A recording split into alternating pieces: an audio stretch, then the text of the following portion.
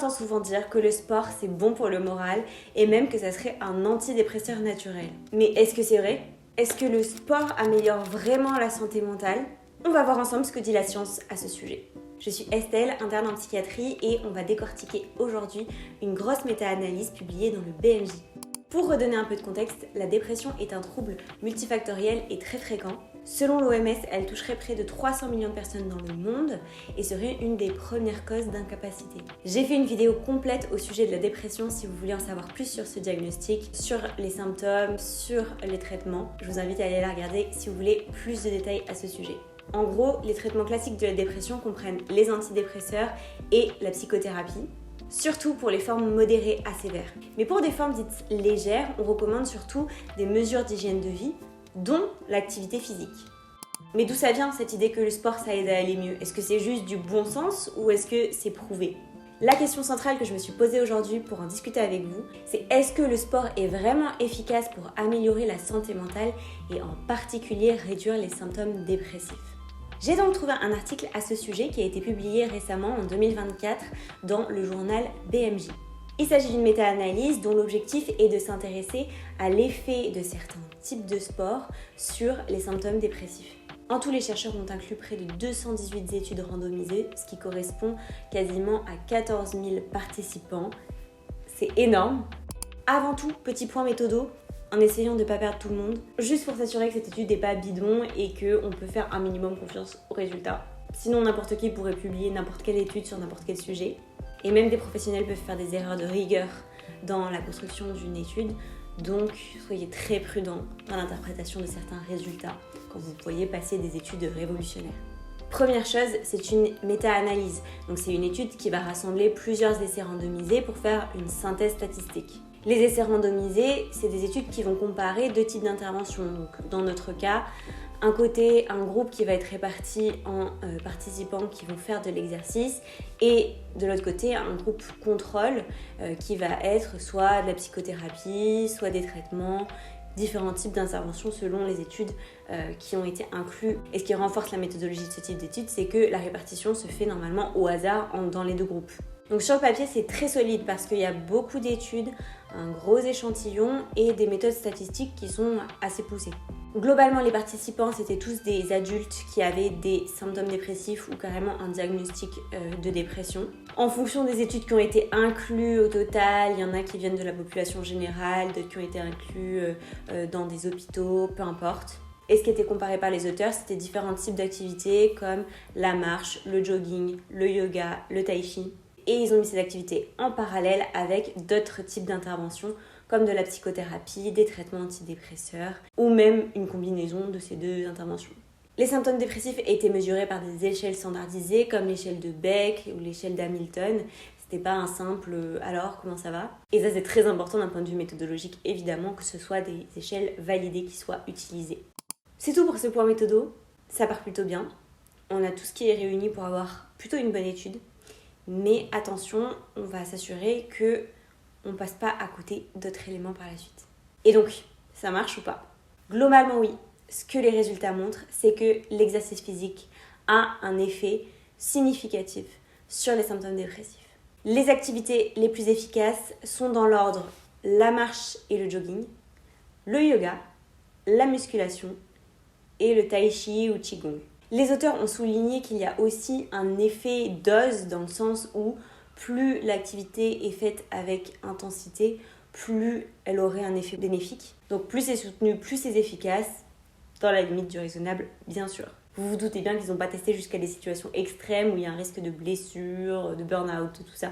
Et un autre élément qui était assez intéressant, c'est que les sports pour lesquels il y avait le moins de risque d'abandon et donc le plus de chances de garder cette habitude sur le long cours, c'était le yoga et la musculation. Donc a priori, ce sont les deux types d'activités les mieux tolérés.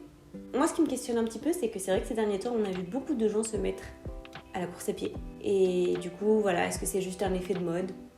Ou est-ce qu'il y a quand même un côté de...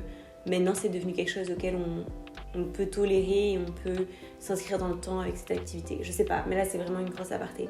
Ça n'a rien à voir avec l'étude, mais c'était juste ma réflexion. Et parce que je fais clairement partie des gens qui se sont mis à la course à pied récemment, donc d'où ma question. parfois, en comparaison au traitement de référence, les activités physiques faisaient quasiment des résultats du même ordre de grandeur que la psychothérapie et les traitements. C'est un résultat intéressant, mais attention, ça ne veut pas dire que le sport va remplacer les antidépresseurs. Je pense qu'il faut vraiment nuancer ce message-là et pas partir tête baissée dans des a priori comme ça, puisque en fait, pour moi, le sport va être là surtout pour soutenir un traitement qui pourrait déjà être mis en place et que c'est un bon moyen pour parfois, sur des formes de dépression légère, de implémenter une autre stratégie qui pourrait être efficace. Mais il ne faut vraiment pas retenir un message que ça va aller remplacer un traitement, une psychothérapie. Je pense qu'il faut le voir plutôt comme un complément. Et bien sûr, comme toujours, il faut rester très prudent quand on voit des résultats d'études, puisqu'elles ont toutes leurs limites. Déjà, je vous ai dit qu'il y a plus de 200 études qui ont été incluses. Mais il faut voir dans ces études que la qualité de l'étude est assez variable finalement. Et parmi toutes ces études, selon les auteurs, il n'y en aurait qu'une seule qui aurait un risque de biais faible. Il faut noter qu'il y avait aussi une hétérogénéité dans les interventions, le type d'exercice, les participants et la durée. Donc, bien avoir en tête que tout ce qui a été évalué, c'est une moyenne de tout ça. Et que forcément, si on n'a pas eu exactement les mêmes façons de faire à chaque fois dans chaque étude, ça comporte forcément un biais. Donc, c'est difficile de les mettre toujours en parallèle, quoi. Et surtout, je trouve qu'il faut être très prudent quand on fait une comparaison avec un traitement antidépresseur qui sont prescrits dans des formes qui sont normalement, comme je l'avais dit au début, plutôt modérées à sévères et dans certaines formes sévères. Malheureusement, ça ne sera pas possible de mettre en place de l'exercice physique puisque le propre de la dépression, un des premiers symptômes, c'est un ralentissement psychomoteur, une fatigue et fatigabilité. Donc, on est parfois obligé de passer par un traitement antidépresseur avant même de pouvoir avoir accès à d'autres moyens de traitement. Même des fois, la psychothérapie n'est même pas accessible à certains stades de la dépression. Donc c'est un peu ambitieux de se dire que l'exercice physique pourrait remplacer un traitement antidépresseur.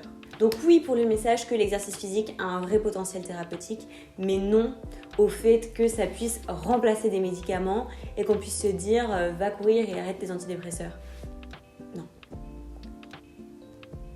Pour résumer, 3 messages clés à retenir. Tout d'abord, l'activité physique peut aider quand vous avez des symptômes dépressifs. Le fait de bouger un peu plus et l'adapter à votre état physique et psychique peut tout à fait être une option si c'est possible. Mais ça ne va pas remplacer les soins habituels. Il faut vraiment le voir comme un complément, comme un plus, comme peut-être une béquille supplémentaire. Gardez en tête de suivre les recommandations faites par votre médecin. Et 3e message, je pense que ça peut être bien de retenir que c'est déjà super de commencer petit, de faire 20 à 30 minutes de marche et pas de suite partir dans un footing d'1 heure. Essayez de trouver ce qui est possible et réalisable parce que c'est ça qui fera que vous gardez une activité physique sur le long terme. Il faut que ça soit réaliste et possible de l'inclure vraiment dans votre quotidien. Sinon, c'est voué à l'échec, forcément, puisqu'on est humain et qu'on peut maintenir une habitude que si on y voit du sens et qu'elle est réaliste. Donc, faites ce que vous pouvez déjà, bougez et retenez que le plus important, c'est la consistance. Donc la science confirme bien que l'activité physique a un effet bénéfique pour la santé mentale et pour la dépression en complément du traitement habituel et toujours en respectant les préconisations de son médecin. Et si ça aide des personnes qui sont dépressives, on peut se dire pour quelqu'un qui n'est pas malade que ça ne peut avoir que des effets bénéfiques. Et au-delà du côté santé mentale, ce qu'il faut garder en tête, c'est que l'activité physique, c'est aussi excellent pour la santé physique. Donc dans tous les cas, on survalide le fait de faire de l'activité physique, bien sûr. Donc voilà, n'hésitez pas à me faire part d'autres sujets que vous aimeriez que j'aborde dans ce format pour discuter un petit peu des récents résultats d'études par exemple. Et donc je vous retrouverai avec plaisir dans un prochain épisode.